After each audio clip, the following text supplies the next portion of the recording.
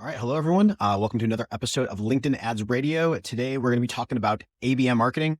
If you've spent any time in B2B marketing on LinkedIn, you've probably heard about ABM. That's account-based marketing. So today, we're going to be deep diving on how to reach your best accounts and different ways that we can use ABM marketing in our campaigns to maximize, the ROI and make sure we're reaching the right accounts at the right time and all that good stuff. So for some current events before we dive in, right now, as of this recording, we're getting towards the end of Q1, about to start Q2 soon. But as you look at your campaigns, what we usually see at the end of every month, and even more so at the end of every quarter, is because a lot of companies budget on both a monthly and a quarterly basis, you usually see a lot of companies get towards the end of the quarter and push to spend the kind of final budget. So very often we see competition increases at the end of the quarter. So be careful as you're budgeting and planning out your campaigns. If you start to see CPCs jump up, CPMs and CPCs jump up, then that can be why. So maybe you want to pace ahead, spend ahead so that you're avoiding the most competitive times. And then usually that all kind of resets as we start a new month and start a new quarter when everyone kind of resets their monthly budgets. For some other recent news on LinkedIn, LinkedIn's been beta testing some new AI generated campaigns in LinkedIn Campaign Manager. You might have access to that feature there. That's been interesting. I've been in the beta and tested it out on a couple accounts where you'll give LinkedIn, the way it works is you'll give LinkedIn a seed list, and that could either be a contact list, it could be a lead form submission list, or it can be a conversion action, and it'll find the people that converted on that action, and then it'll build your target audience based off that. And there's some more settings in there, but then it'll auto generate your ad creative, and then you kind of run your campaign from there. It's from an advertiser's point of view, it's very simple, like a lot less options you need to click. It kind of just lets the algorithm generate a lot of that for you. So it's very early. It's too early to kind of report on the results there, but it'll be interesting to see how these new AI features with LinkedIn continue to roll out and how effective they tend to be. A couple more updates is that lookalikes are being sunset on LinkedIn, and these are being sunset in favor of the new predictive audiences, which are going to function very similar and more so how we expected lookalikes to work when we did have lookalikes. Lookalikes were interesting where you would give LinkedIn a seed list, or you could create a lookalike based off another audience, and it would generate a one-time static list of who it thought were like the most similar types of people to that other list. Lookalikes were kind of hit or miss, in B2B marketing. I just did a post on this. We usually want to reach a very specific type of person at a very specific type of company. So when we use lookalikes, we're asking the algorithm to make a few hops, make a few guesses and assumptions based on the people we're giving it. So the algorithm is starting to hop a few times from your ICP, and generally lookalikes are a bit more broad and vague and not totally ICP. So we usually see lower performance from lookalikes because they're getting too far from that who you really want to target. Predictive audiences, these are dynamic lists. They'll regenerate daily based on the seed list you give it, so that it's always fresh. People are entering and exiting jobs, they're entering, changing interests over time. So you do want this list to be always evolving. So you're reaching the right people. Whereas a one-time static list, that just gives you a static list. And, number one, that list can fatigue over time. And then number two, the people on that list might change. So you want this list to be fresh. Predictive audiences also give you the slider, so you can say how close or how big I want the audience to be. If you select a small audience, it's going to be even as close as possible to the seed list. If you drag that to the right, the audience gets bigger and you're starting to go a little bit further. LinkedIn's making more guesses based on these people as you get further from that seed audience. In my experience, the best uses for both lookalikes and predictive audiences is to layer them on as another layer on top of the ICP targeting you're already using. So if you have a big audience and, and maybe there's no other facets built in that you want to use to get even closer, or maybe you've used all the facets and you still have a big audience, then maybe you layer a predictive audience on top of that. Maybe you make a predictive audience of your customers or qualified leads and then layer that on top of that. So LinkedIn can use some AI to build a profile of who's that best customer, and then you're overlaying that already on ICP criteria to get even closer to that great, that best person. Excited to test these out more. Another exciting beta feature is sales audiences for Campaign Manager. And this will allow us to finally create and push audiences from Sales Navigator into LinkedIn Campaign Manager. We've been asking for this feature for a long time. I'm super excited for this. It's great for when your sales team is doing prospecting on LinkedIn. They're probably already building lists, both lead lists and account lists. And we want to use ads to provide air cover or reach those same people. And this is going to be a great feature. Just very early in beta right now. So your sales team can be creating lists in Sales Nav, push that into LinkedIn ads, and then you can target those people in LinkedIn ads. Super excited for this. Last update that's new is that document ads are now available on the LinkedIn Audience Network. think this is interesting. Document ads, the great thing about document ads is you can swipe through a few slides of information quickly, and it allows you to convey a lot of information to the reader.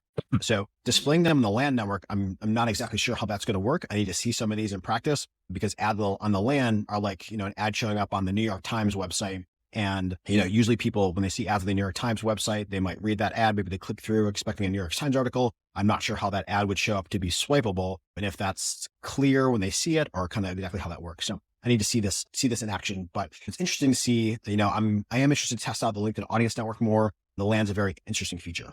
All right. So in part one here, let's talk about understanding ABM and defining what ABM is. I'll go very briefly here because I assume most people already kind of know about ABM, but ABM is account-based marketing, where you're going to set a list of target accounts that you want to reach, and you're going to focus your marketing efforts on those target accounts.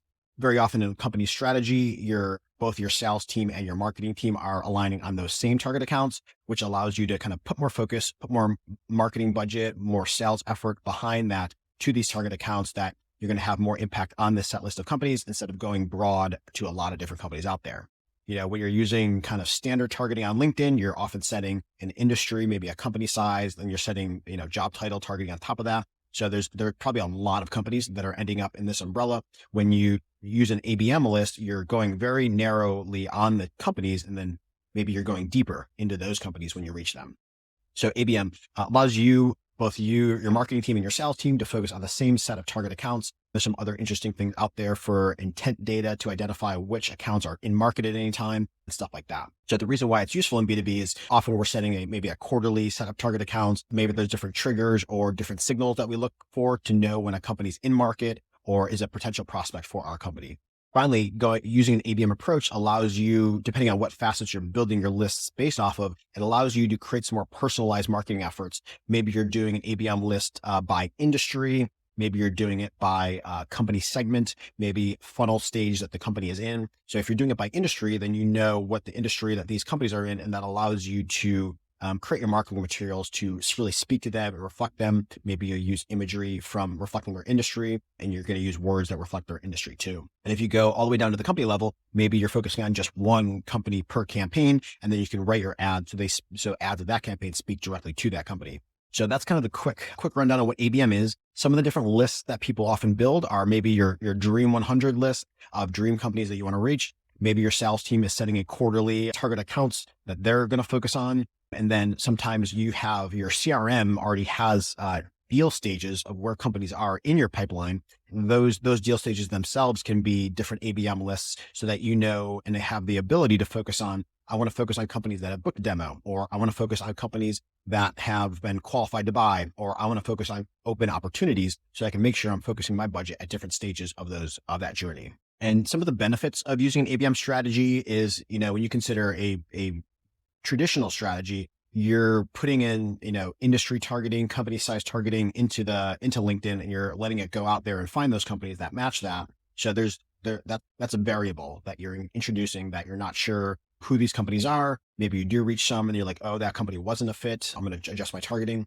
Using an ABM list allows you to start with a known list of good companies. So it kind of removes that variable of, are these good companies or not? And when you have a known set of good companies that you want to reach, that allows you to be more specific in your targeting towards them. So it just removes a variable and tends to improve your results. All right. So next, let's talk about the three main ways that people tend to use ABM lists in their marketing and on LinkedIn. So the number one way is setting a target accounts list, that these are the accounts that you want to focus on for a period of time. Sometimes either leadership or the sales team is setting those target accounts, and you're going to say, hey, these are the 100 accounts, maybe 1,000 accounts that we want to make sure that we're focusing on and that we want to put our budget dollars behind. So that target accounts list will be, these are the new prospects we want to go after. Let's focus all of our marketing on those. So target accounts that you then can start prospecting into those target accounts. You can direct your ads to those target accounts, and then as people from those target accounts start to interact with your ads, then they can start to flow through your normal ad funnel from there, where they might enter a retargeting campaign and then so on from there.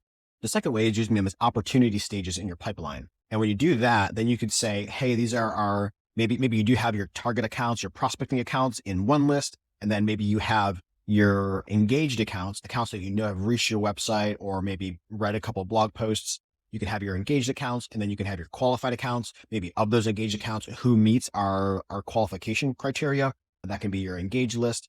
And then you can have your open opportunities as the companies that have requested a demo or maybe started a trial, ones that are actively talking to your sales team. That can be your open ops list.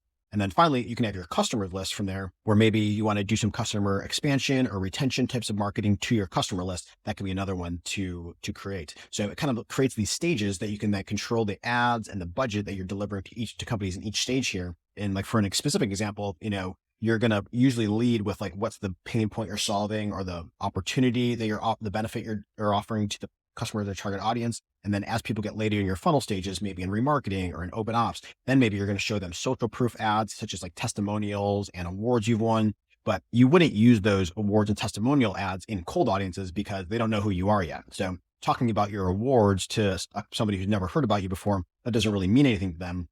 But as they get through later stages in the funnel and they're considering you versus somebody else, that's when using your social proof and, showing them the awards you've won, reasons to go with you and stuff like that, you'll then put those ads at those stage. So it gives you a lot of control as to like how much budget and what ads you want to deliver to each company in each stage of that funnel. And then the third way to use them is for exclusion lists. So maybe you have your customer list maybe it could be a CSV, or maybe you're using HubSpot, you can sync that list, which is nice. So you'll often want to suppress existing customers from new customer marketing. Maybe you want to deliver a different message to customers. So ABM list can also be used for the exclusion side of things. Maybe you have a competitor list that, of course, you want to exclude. Maybe your customer list so that you can separate out that marketing. And then maybe once a company gets to the contract stage, you're also then going to exclude them from cold marketing and then make sure that they're only getting certain types of marketing from there.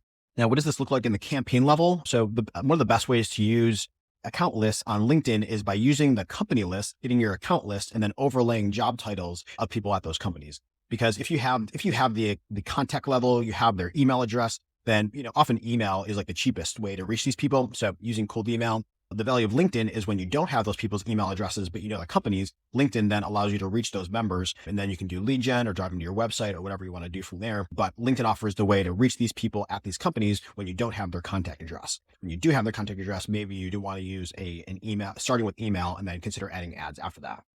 So what this looks like is you'll bring in this company list. This company list will sync from you can upload a CSV of those companies, or you can sync this through a third-party platform. There's lots of third-party platforms these days. HubSpot can sync company lists, and then you'll have platforms like 6sense or Terminus or Snove and stuff like that who can generate lists and sync them into other platforms. So it'll look a little bit something like this, where we'll be able to pull in this company list, and I want to target all these companies, and I want to target these very specific job titles at these companies. I don't know who these individuals are, but I want to use this as a way to reach these ICP job titles at my target accounts lists. Now, if you want to upload this list as a CSV, you can do that by coming to the audiences tab over here in LinkedIn ads. You can do create audience and then company/contact. It'll then give you an upload dialog where you can type in the name of the list, and then you can select company list. LinkedIn will auto detect based on the CSV you upload it, but you'll want to start with using the template that they provide you. This is a CSV template that you can then add your data into. It's best to use their template info and the column headers and the order that they're in so that you can maximize the match rate. I talked to LinkedIn support before, and sometimes if you upload data out of order or with different headers, it might not match in the back end. LinkedIn might not know what it's detecting. So it's best to use their template to maximize your match rate. And then for companies, most ideal is using the company name and the company page URL. That'll maximize your match rate. Also, if you can add in other options are adding in the website URL, maybe country that company is located in. The more info you add into it, the more specific and the higher the match rate can be. If you add too much info, you might be confusing it if maybe like the country of like a big enterprise company, you're listing one country, whereas the headquarters is in another country. So most ideal is company name, website URL, and LinkedIn page URL. And then from there, all the other info, if you want to get more specific, you can add that into. Now, how do you report and track your progress on your ABM marketing campaigns? So there's a couple different ways that we like to do it. Number one is right inside of LinkedIn. Once you have your company list or your account list, you can then click into that in the audiences tab, and you can see some data like this. This is nice because number one, you can verify that your accounts have matched. You can see if there's any unmatched ones in this unmatched tab. If there is, you can see why that data doesn't match. But number one, you can verify that your accounts have matched, and you can see the companies on the list. And then number two, it starts to give you some data on the engagement of those accounts. So I like this first like progress bar like meter to show you like the engagement level of different accounts. And then now you can also create a sub segment of this list. So maybe you want to target unengaged accounts to get them engaged, and maybe you want to focus more spend on the most engaged accounts. So it's a cool way to sub segment your ABM lists or whatever company list you're using. And then from there, it'll tell you how many members you've reached at that company, how many impressions you've served, and how many ad engagements and organic engagement you've driven from those companies. And you can kind of filter it. This is a new list, so there's not a ton here, but you can see which company has engaged the most and stuff like that. So good metrics to kind of keep your eye on, so you can see which companies are the most engaged. This is something that your sales team will probably also want to keep their eye on to know, okay, these top 3 or 5 or 10 companies have been most engaged. We want to make sure that we're reaching them, in the time frame that they're engaging. And then from there, after this, we want to have, our reporting based on CRM data to know how many leads have been captured from each target account, what stage that target account is at, and then we can adjust our marketing based off that. So if you have a company that did close, maybe you then want to remove them from the target accounts list so that you can get your ad spend towards more companies to move them through the funnel. So based on CRM data, you want to know how many leads you've gotten from each account, how many opportunities, and what stage that account is at. And you want to make sure that these dashboards are accessible to both the sales team and the marketing team so that, you're both aligned and on the same page and looking at the same data. So to discuss a couple of case studies here, there's lots of times when we're going to separate out being very specific on the target accounts list. All right, now let's talk through a couple of case studies of how these are used in practicality and implementation.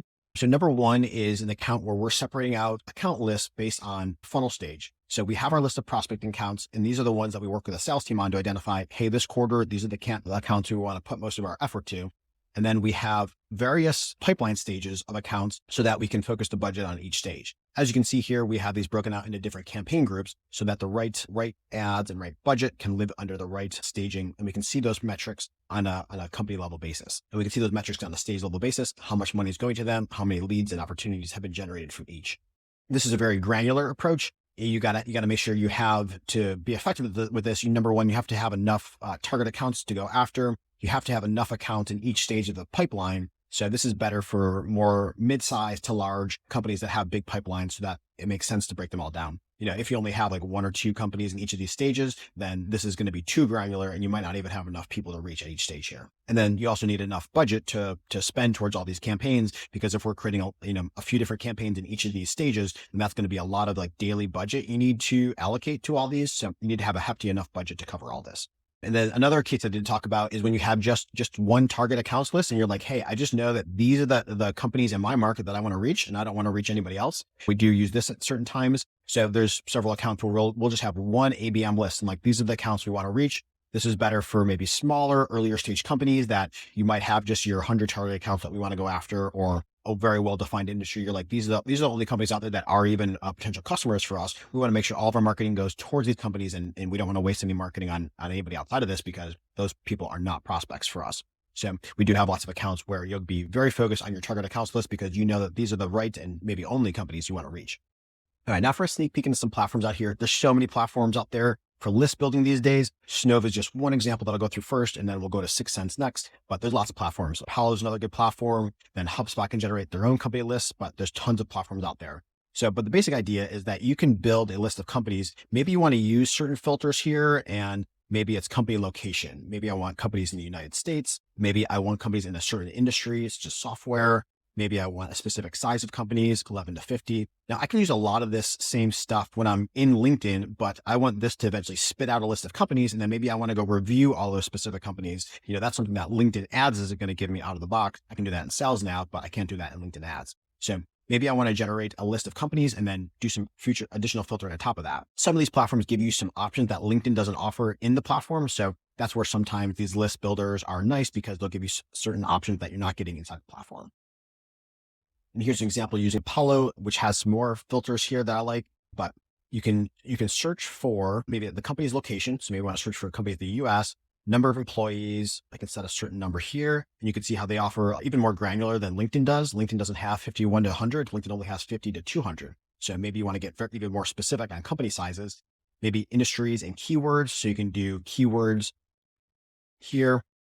LinkedIn doesn't have that in the ads platform. I can search for industries. Maybe I want software companies. with cloud computing, and then buying intent. So this is really interesting when you can use buying intent to say, are these companies in market or not? Obviously, ideally you focus as much of your budget as companies who are actively looking to buy your solution, focusing on them to start, and then, going from there. So there's some interesting buying intent signals out there that these companies use by analyzing, various data on the web. Most of these platforms don't tell you exactly how they do it, but is by analyzing data on the web. Are people from these companies are searching certain keywords on various platforms? Are they visiting certain blog posts and reading and visiting pricing pages on certain websites? Have they signed up for demos of other platforms? So data platforms like Apollo will aggregate a lot of data on the back end to give us those signals and insights. They have other features for technologies they're using, revenue numbers, maybe job postings that they posted. So those are some interesting stuff you can see there. Other signals like rapid growth are available here. Buying stage, those are available here as well. So I'm just kind of showing a basic view here. If you upgrade and use all the features, there's lots of options here that you can use to build your target accounts list and identify those good companies. And then usually you want to actually look at the companies on that list just to verify these are the right companies. Maybe you find a couple of companies that aren't a good fit and you want to exclude them. And maybe you want to also want to add in a couple of different sub lists together, and then that's your target accounts list for the quarter. And it might be a combination of a few different lists, just kind of picking and choosing the best companies to reach there. And then finally, 6 Sense over here. I really love a lot of the data that 6 Sense offers and how they can break it down into different stages of the buying journey that certain companies can be in, and ideal customer fit profile to know how good of a fit that these companies are going to be. So 6 Sense seems to have the best, most detailed data of all the platforms out there. I think it is the most expensive to use. So, if you're a bigger enterprise account and you want to use an ABM approach, I recommend checking out 6 Sense. There's lots of data platforms out there. Now, a couple quick pitfalls to be careful of as you think about an ABM approach. Now, a couple quick pitfalls to kind of keep in mind as you plan out your ABM marketing. Number one is that sometimes it's also possible to have too small of a company list or a target accounts list. And if those companies aren't big enough or there's not enough people at those companies, you might be over focusing and over segmenting on these few accounts. So a lot of times we'll run a ABM list alongside of cold targeting using LinkedIn's targeting to see how those performance stats compare. If there's enough room in this target accounts list to reach, then we'll focus on that as much as possible. But if we start to see that fatigue or get saturated, then we'll start to move budget over to the LinkedIn targeting to find more companies that maybe we want to add into the list later. So be careful to use the ABM approach. Often I recommend split testing that with LinkedIn's targeting options just to make sure you have enough people to reach. Number two is being careful when using intent signals, especially at really big companies. The example is, say somebody in finance at IBM was looking at, QuickBooks software or something like that. I'm just making up an example. And it says they're in market for financial, for accounting software. IBM is such a big company that, what does one person in one finance department at IBM mean about that company being in market? There's probably, dozens or more teams at IBM and departments where maybe they're using different accounting software and systems. Maybe they're subsidiaries of IBM using their own accounting systems. And, maybe just one of those teams is in market and thinking about switching their accounting system. So be careful when using intent signals at really big companies because it can get pretty muddy in terms of who that specific person researching that. And then what does that mean for the company as a whole? Intent signals are best for those small to mid-sized companies where one person researching it does mean that company is really in market for that solution. All right, so we covered a lot today on this ABM podcast. For a quick recap, we went over the basics of ABM, what it is, different ways that people tend to use it. Number one is a target accounts list. Number two as a funnel stage list. And then number three as customer remarketing and exclusions. We talked about how you might craft your different ad campaigns to talk to those different companies, either by industry that they're in, so you can have your ad creative reflect that industry and speak directly to that industry, or so that you can pick and choose the messages that you're delivering at each stage of the funnel journey for those companies. For example, you'd want to save your awards and testimonials ads for people who are later in the buying journey who already know who you are and what you do. After that, we talked about how to measure performance of ABM campaigns. We talked about and went over what it looks like inside of LinkedIn and then how you would want to use and augment your CRM data on top of that. And then finally, we went over some case studies and talked about some real world examples of companies that might just focus just on an ABM approach or who might want to segment by funnel stage. And then we did do a quick walkthrough of a few tools out there that you can use to build company lists, such as Snove and Apollo and 6 Sense. But there's lots of tools out there to go use. So that's our quick recap for today. Other episodes that have either come out recently or are coming up soon. We'll talk about LinkedIn's sunsetting. We'll go even further into LinkedIn sunsetting lookalikes and then predictive audiences and how to use those most effectively.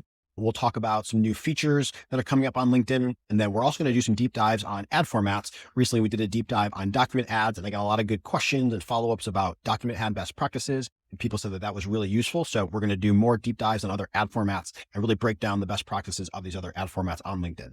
All right. Well, that's what we got for you today. If you enjoyed this episode, you can subscribe so you can get notifications about future episodes when those come out. And then always feel free to reach out to me on LinkedIn, or you can email podcast@speedworksocial.com with any questions and stuff like that.